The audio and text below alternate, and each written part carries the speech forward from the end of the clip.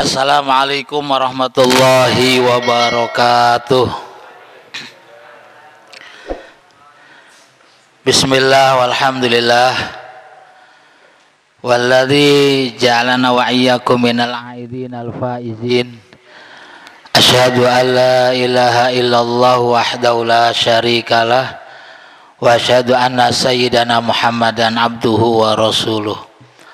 Allahumma sholli wa sallim wa barik ala sayyidina Muhammad wa ala alihi wa sahbihi ajma'in. Amma ba'd.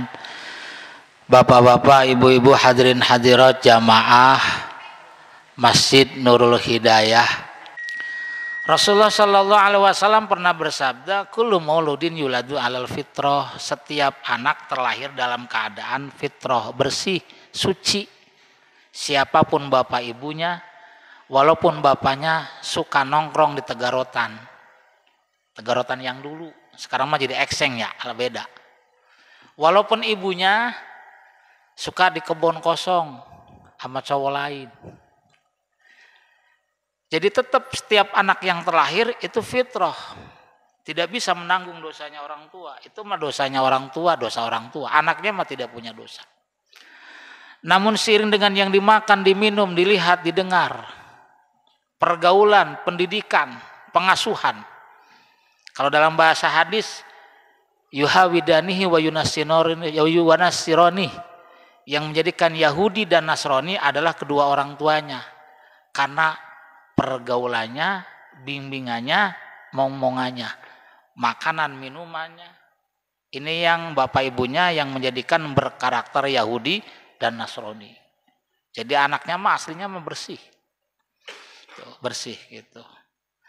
Ternyata karena bimbingan, bacaan, penglihatan, dan yang didengar minuman, bahkan makanan juga pergaulan, ternyata menggeser mayoritas manusia, menggeser dari kefitrohannya. Allah Subhanahu wa taala menganugerahkan akal, mestinya itu buat mengendalikan hawa nafsu. Tapi ternyata tidak sedikit justru hawa nafsunya yang mengendalikan akal. Kalau ada hewan namanya bajing ya, itu bajing kalau nyolong kelapa semalam habis berapa biji tuh, berapa buah? Paling juga 2 buah ya. Tapi kalau bajingan 2 hektar, 2 kebun habis. Kenapa? Sebab bisa jadi mereka itu pintar, cerdas. Tapi kepintarannya, kecerdasannya, bahkan akalnya dikendalikan oleh hawa nafsu. Semakin pintar, semakin cerdas, semakin besar maksiatnya. Kalau orang yang tidak terlalu pintar mah paling juga makan bakwan 5, ngakunya 3, korupsi 2. Tapi kalau orang cerdas, orang pintar, sekali korupsi miliaran, bahkan triliunan. Secara fitrah juga manusia dianugerahkan cinta dan marah. Al-hubbu fillah wal ghadabu fillah. Cinta harus dalam koridor karena Allah, marah pun harus dalam koridor karena Allah. Tetapi ternyata tidak sedikit manusia cintanya cuma karena nafsunya saja, marahnya bukan semata-mata karena Allah, tapi karena ego pribadi.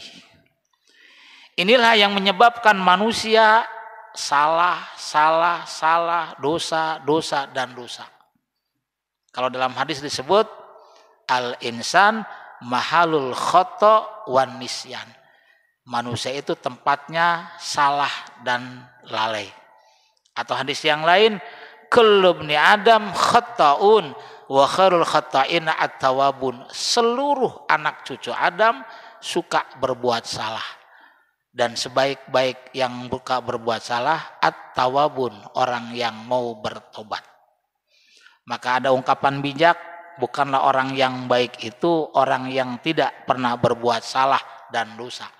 Tetapi orang yang baik adalah orang yang mau tobat akan kesalahannya dan dosa-dosanya. Ibu-ibu, ada nggak yang kalau malam darusan 2 jam? Malam-malam ini nih. Ada nggak Bu? Baca Quran 2 jam ada nggak? Ada yang lebih? Iya, hebat. Iya. Tapi ada nggak yang kalau malam nonton sinetron lebih dari 2 jam? Banyak. RT darusan berapa jam teh kalau malam? Insya Allah. Kalau megang HP, perasaan di grup RT banyak nama RT-nya ini. Saya suka ngelirik aja. Saya juga sama seperti ibu-ibu dan bapak-bapak. Kayaknya mah memang benar kita itu tempatnya salah mulu, tempatnya dosa mulu, tempatnya lalai. Tuh. Salah mulu, dosa mulu, lalai mulu. Kata Imam Ghazali di dalam kitab Ihya Ulumuddin, ada sisi maklumat, sisi wajar. Kalau manusia Allah ciptakan al-insan mahalul khata wa nisyan, karena memang terjadi dari saripati tanah yang bermacam-macam. Nabi Adam tercipta dari saripati tanah yang bermacam-macam, ditiupkan naruh kepadanya, jadilah Nabi Adam punya sifat yang banyak. Kita juga sama, sifatnya banyak. Nah terus, karena memang tercipta dari makanan yang bermacam-macam, maka wajar sifatnya banyak. Pernah dijelasin kalau nggak salah di sini, satu sifat bahimah itu hewan seperti kambing. Kambing itu senangnya makan, minum, melampiaskan syahwat. Tidak mikir halal dan haram. Tetapi ternyata manusia tidak sedikit yang berkarakter kayak kambing. Hidupnya cuman yang penting nyari hidup, yang penting buat urusan perut. Kemudian melampiaskan syahwat, tidak mikir halal dan haram. Tuh. Banyak orang yang ya ngaji ogah, sholat ogah. Yang penting nyari duit. Dan nyari duit yang penting buat makan. Buat makan, buat minum, ngelampiasin syahwat udah. Apalagi bahasa, nggak tahu bahasa gaul apa bahasa amburadul.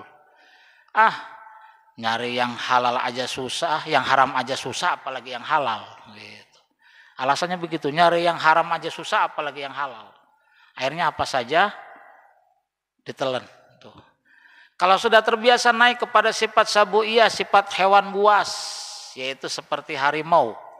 Harimau itu senangnya suka menekan, mencerkram yang kecil, yang lemah. Nggak boleh nyalip dia. Kalau ada yang sama-sama kuat, disingkirin, disikut. Kalau ada yang lebih kuat, diturunin. Karena dia pengen naik. Tuh. Nah, biasanya ya di kelas RT RW ada tuh ya. Ada yang pengen jadi RT gimana supaya RT Dinar mundur gitu. Iya. Ada yang pengen nyalon, kalau bisa tekan aja teh. Kalau ada yang saingan sikut, biar pindah ngontraknya, biar pindah rumahnya, dan lain sebagainya. Itu sifat sabu'iyah. Kalau sudah terbiasa naik kepada sifat syaitaniyah. Sifat syaitaniyah itu adalah sifat setan itu senangnya bohong, mengadu domba, provokator. Iya, ujung-ujungnya demi kepentingan pribadi, diadu domba orang lain, tuh dihasudin, bohong dan lain sebagainya. Dan akhirnya kepada sifat rububiyah, ketuhanan. Sifat Tuhan itu salah satunya adalah takabur, sombong. Ketika disebut Allahu Akbar, itu sudah selayaknya hak Allah, milik Allah. Manusia nggak pantas, tidak layak. Tuh, tidak layak. Tetapi ternyata tidak sedikit manusia yang pengen merasa dirinya pengen dihormatin, pengen dianggap hebat, pengen dianggap cerdas, pengen dianggap berwibawa, pengen dianggap sok hebat, paling berjasa. Padahal yang punya tenaga kemudian berjasa untuk masjid ini, Allah cuma nitipin tenaga. Coba kalau Allah nggak nitipin tenaga, nggak bisa ikut kerja bakti. Yang punya ide bagus, sehingga masjid ini jadi bagus, jadi cakep, itu pun ide karena dititipin oleh Allah lewat akalnya. Coba kalau Allah ngasih migrain tiap hari, nggak bisa mikir. Yang bisa menyampaikan dengan baik, cuman karena Allah nitipin, mulutnya bisa bersuara, bahkan bisa menata bahasa, dan lain sebagainya sehingga didengar oleh orang lain dan pendapatnya diterima. Yang ngasih duit sebagai donatur sama, cuman Allah titipin, digampangin rizkinya. Ada orang yang banting tulang dari pagi sampai malam nyari duit susah, dapatnya cuma 20-30 ribu. Tapi ada orang 1 jam saja tanda tangan 5 juta, tanda tangan 10 juta. Nggak sampai keringatnya turun, nggak sampai berceceran. Ada orang yang sampai kerja bangunan, di atas bangunan udah hitam panas dan lain sebagainya, 150, 170. Iya, itu pun kalau ya mandornya jujur, pembongkrongnya jujur dan lain sebagainya. Iya. Itu semuanya yang rezekinya banyak sehingga jadi donatur, itu juga titipan. Digampangin sama Allah rezekinya dibanding orang lain. Sehingga ketika bisa berbuat banyak, beramal banyak, sodako banyak, nyumbang banyak, tidak untuk disombongkan, tetapi untuk bersyukur. Ya Allah, alhamdulillah Kau telah anugerahkan rezeki yang banyak, dan Kau anugerahkan pula kemampuan. Hati saya terketuk untuk membantu orang lain, untuk nyumbang terhadap masjid, musola dan lain sebagainya. Bukan untuk disombongkan, tapi disyukurin. Jangan ya si A, si B nyumbang, ngomongnya mah banyak, nyumbangnya mah 10.000. Mendingan juga saya jarang ke musola, tapi nyumbangnya 20 juta. Wih, jarang ke musolanya bangga. Nyumbang 20 jutanya dibanggain, nggak ada alasan. Jadi yang ada bersyukur. Jadi bukan untuk disombongkan. Allah Sang Khalik yang menciptakan kita semuanya sangat tahu kekurangan dan kelebihan kita. Kekurangan dan kelebihan kita sangat tahu Allah Subhanahu wa taala. Dalam hadis qudsinya enggak nuntut banyak. Dalam kitab Nasaihul Ibad, ya ibadi kullukum tukhti'una bil-laili wan nahari wa ana aghfiru lakum dzunuban jami'an fastaghfiruni aghfir lakum. Wahai hambaku, kalian semuanya lalai kepadaku baik di malam dan di siang hari. Aku ampuni dosa kalian. Cuman syaratnya satu, fastaghfiruni, mintalah ampun kepadaku. Kalau kita sering dosa mulu, Allah tahu. Kita lalai mulu, kalau marah banyakkan tidur, banyakkan berbuat yang tidak cuman mubah, bahkan yang makruh, bahkan sedikit yang haram. Allah paling tahu. Di siang hari cuman rakus dengan mencari kehidupan dunia, yang urusannya cuman buat makan minum, ujungnya melampiaskan syahwat. Allah paling tahu. Allah yang paling tahu ini syaratnya tidak banyak. Saya ampuni dosa kalian, cuman syaratnya satu, fastaghfiruni, mintalah ampun kepadaku. Cuman hemat saya, kalau nggak salah disampaikan kultum, kalau nggak salah nih ya, kalau nggak salah ya udah biarin dah. Ternyata dari permohonan ampun, dari ritual pertobatan, itu yang paling luar biasa lewat berpuasa Ramadan kemarin. Kenapa yang paling luar biasa dari seluruh ritual pertobatan dan permohonan ampun adalah lewat berpuasa? Sebab dengan berpuasa, kita ngurangin makan, bahkan kalau siang itu nggak makan, nggak minum, biasanya fisiknya rada lemah. Orang kalau fisiknya rada lemah, kalau ada masalah tidak gampang emosi, tidak gampang dikit-dikit marah. Beda kalau orang makan mulu, apalagi makannya pedes. Apalagi yang bikin, wah sate mulu gitu. Dikit-dikit ngomel, dikit-dikit marah, main pukul. Mikirnya kurang. Tapi kalau orang berpuasa, dan di dirinya ada iman, makanya yang dipanggil berpuasa itu adalah orang yang beriman. Dijaga mulutnya, dijaga matanya, dijaga kupingnya, itu dipikir-pikir.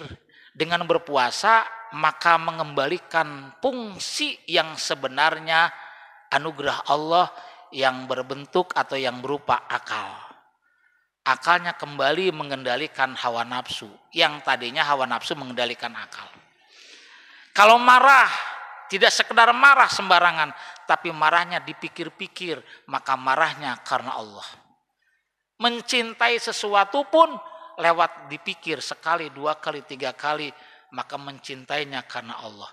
Kalau sudah marahnya karena Allah, mencintainya karena Allah, dan nafsunya dikendalikan oleh akal lewat berpuasa, maka inilah mungkin fungsinya puasa itu la'allakum tatakun, agar menjadi orang yang bertakwa. Maka bisa jadi pandangannya, pendengarannya, ucapannya, bahkan gerakan tangan dan kakinya menjadikan ketakwaan. Inilah tujuannya berpuasa, la'alakum tatakun. Kalau sudah bertakwa, salah satunya tentang dosa saja nih. Karena kalau dijelasin kebanyakan. Wa may yattaqillaha yukaffiru anhu sayyi'atihi wa yu'dhim lahu ajra. Siapa yang bertakwa kepada Allah, dilebur kesalahan-kesalahannya, wa yu'dhim lahu ajra, dan diagungkan dengan dilipat gandakan pahalanya. Tuh, ini puasa yang membawa ketakwaan. Tuh, puasa yang mengembalikan fungsi akal, mengendalikan hawa nafsunya, puasa yang menyebabkan kalau cinta karena Allah, kalaupun marahnya karena Allah, sehingga segala sesuatunya akan menjadikan modal ketakwaan.